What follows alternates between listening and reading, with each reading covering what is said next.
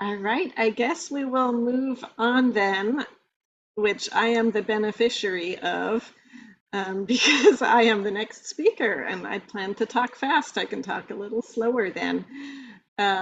So what I want to talk to you about is Mars, our marsh resilience to sea level rise work. So for those of you not so familiar with it, was a national application of the NER wetlands and water levels data that we wrote up as a multi-authored publication back in 2016. And it has been adopted at areas around our NERs, but also more broadly, such as by the Nature Trust of British Columbia, and the Southern California Estuary Monitoring Group has used some components. So again, as I pointed out in my overview, we were looking at different indicators of marsh resilience that the wetlands and water levels data leaves us poised to look at: marsh elevation, elevation change, sediment supply, tidal range, and rate of sea level rise. And we are able to use the consistent data collected across our reserves that allows for real apples to apples comparisons. At the time when we did this, 2015 or so, there were 16 reserves that had sufficient data to participate. And so for each of those reserves, we generated scores in those 5 categories and calculated an overall resilience index in a few different ways. And you can see that warm colors, this is stoplight colors, at least every marsh had some troubling indicator, but also had some better, more resilient signs, so that overall scores tended to be moderate. And we linked this to recommended management strategies that if you got a high Mars score, the recommendation was make sure that marsh is protected. If you got a moderate score, you might need to intervene and decrease some stressors, say, or do thin layer addition. And if you got a low score, that marsh is not going to survive. So you need to create opportunities either by facilitating marsh migration or adding a lot of sediment like we did at Elkhorn. So to summarize the take-home messages from our original Mars, this coordinated NER monitoring allowed us to do a national synthesis from which we detected moderate national risk to marshes. It served as an early warning system and identified that some of our reserves really had high risk, while almost every site had some vulnerabilities. We tied this marsh resilience index to selection of the most appropriate management strategy, and in summary, it's a powerful approach for evaluating tidal marsh resilience, which we made available as a DIY tool in Excel for others to use. So that was 2015 that we did the analyses. Are we ready for Mars 2.0? Is this something we should maybe redo every 10 years? And highlight on that State of the Estuaries dashboard that I just told you about.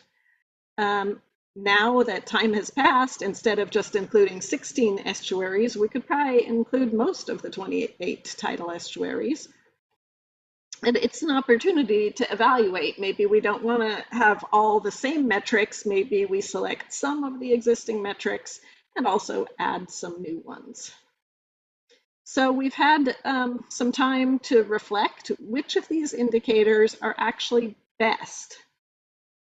And Kenny and I were able to collaborate with Neil Ganju from USGS to actually look at some empirical data comparing marsh stability in 6 different regions of the US and see which of our Mars metrics and some USGS metrics that we included actually best predicted decadal marsh stability. So originally our Mars was just things that seemed like a good idea, but we didn't actually have our own data to show that they did predict marsh stability.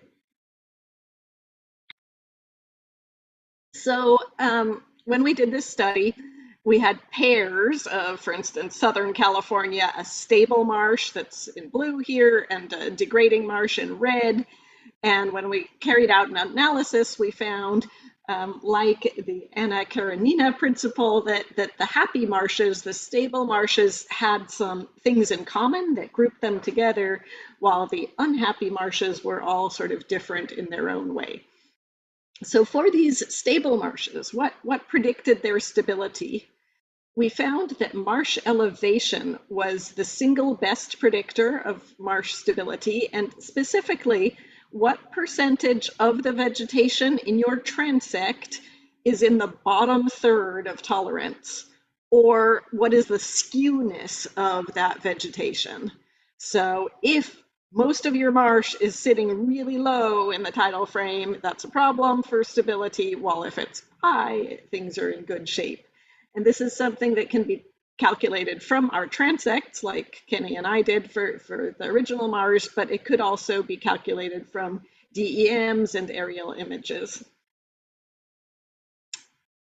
To our surprise, we found that marsh elevation change was a terrible predictor of marsh stability. It actually functioned in the opposite direction as we had originally predicted. So this was data from sets, from feldspar, and from accretion. And we found that degrading marshes actually are often accreting more sediment and gaining more elevation than stable ones. So the opposite direction that we had been using it in Mars. And in that recent edition of papers on set in estuaries and coast, there are a lot of examples that low degrading marshes are gaining more elevation in the short term than high ones. So we have to rethink how we analyze the set data. Showing you a figure like the one Kim just did, for sure, those marshes that are not tracking sea level rise, that's a bad thing. Like we can continue to give them a low Mars score, but those marshes that are gaining a lot of elevation, that could be because they have a lot of resilience, or it could be because they're drowning. So we're going to need a more complicated scoring system than we originally had. We also could include microtopography. Again, in this recent set issue of papers, there's a study that proposes, without too much data, that maybe variation among needles is an interesting indicator of marshes falling apart. As I mentioned in my question to Kim, we also really need to include deep subsidence and or uplift rates, which can be just as important as what's happening in this top zone measured by the set.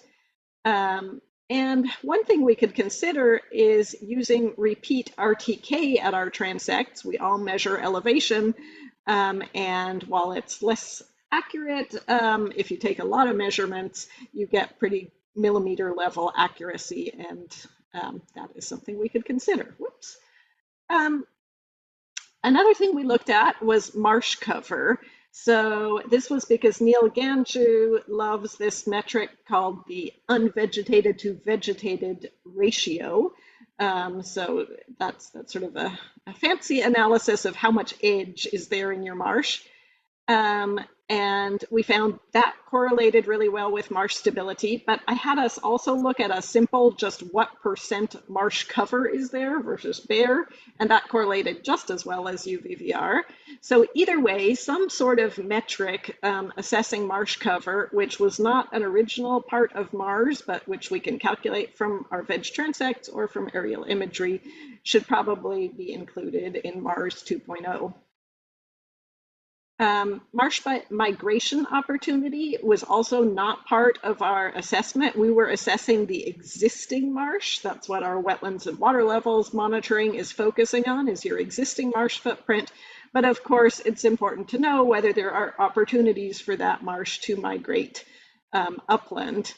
And while it's not using wetlands and water levels data, there is a NUR initiative, the one that was headed up by Rachel and Suzanne and Nate Harold, that calculated the marsh migration opportunity of all our NUR marshes. So we have that in hand, and that is something we could also include in Mars 2.0. So that is my quick overview of Mars, which is a signature NER product examining how resilient our nation's marshes are. We do stand poised to conduct Mars 2.0 with many more sites than we originally had, and maybe with improved metrics. And Kenny and I could maybe be convinced to lead that effort if we had lots of participation and support from the reserves and support from OCM to make it happen. And I have a couple of minutes for questions if anybody has any. Okay, there's Tolstoy readers among us, I see in the chat. Feel free to, Eric, one of the original four. Hi, Kerstin. Thank you for that awesome talk, as usual. So, there seems to be some thoughts from folks in the Southeast that Ganju's UVVR threshold. Well, if you believe that, the Southeast is really doomed. But a lot of us don't really see that on the ground. I'm wondering in your analysis, and forgive me, I'm a little behind on my literature reading. How well has that really been tested in the Southeast? I don't know Is the this a South, regional thing? right? Does UVVR apply to all species equally? Obviously, it was heavily biased, without using that in a pejorative sense, for New England marshes, where perhaps Spartina alterniflora is not um, equivalent in its percent cover. I think Thoughts? I think we have a lot more opportunities to do ground truthing. Like what we did for ours was we compared aerial photos 10 years apart and looked at sort of how the marshes were degrading. But you could really calculate UVVR even going much further back in older aerial photos, which would be even more robust, and see if, you looked at a 30-year time series or something, is it a good predictor of what happened, from 30 years ago to today in many more places? Like in that most recent set issue, Neil continues to defend the 0.15 or whatever cutoff threshold based on it correlating with set data. But I actually think that the better way of corroborating it is actually to look at, did a marsh that hit 0.15 30 years ago, is it still doing fine now, or did Right, it indeed right. fall apart? So I think there's a lot more opportunity for testing, and we at the NERS who have amazing geospatial resources and know these marshes and have the imagery, that would be a great neuroscience collaborative project to Right. it's doable. I don't think anyone's done it so well. Yeah. I I mean, at I some point you run see. into resolution issues with the older imagery, but yeah, I think you're on the right track. Thanks. I must cut my questions off, and I'll answer the remaining ones in the chat because I don't want to get us behind.